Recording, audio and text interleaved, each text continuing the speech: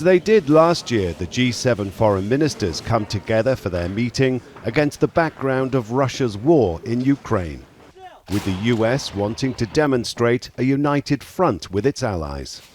So we are going to see the fortify the security and economic partnership based upon common values and principles led by the United States, as well as specific roadmaps to deal with the new phase of the war in Ukraine, as well as the response to the coordination and cooperation between Moscow and Beijing.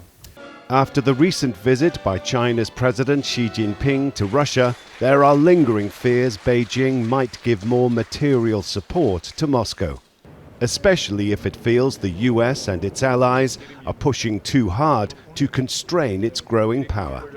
This gathering also takes place in the aftermath of what North Korea claims was the successful launch of its most sophisticated intercontinental ballistic missile to date, that briefly triggered evacuation alarms in the northern Japanese island of Hokkaido.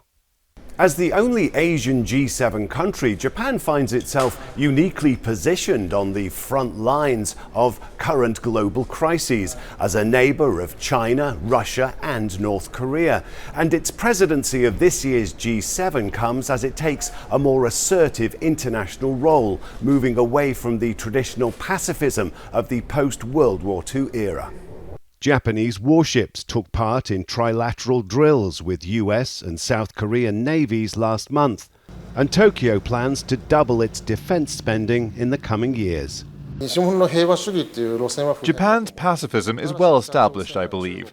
However, countries like North Korea, China and Russia pose a threat to Japan, and Japan is directly confronting these countries' military forces.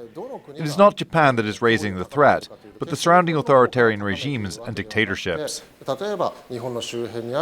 With concerns the strains of war are testing the unity of G7 members, the US attempts to get its allies to hold the line will be fully supported by a Japanese administration marching in lockstep.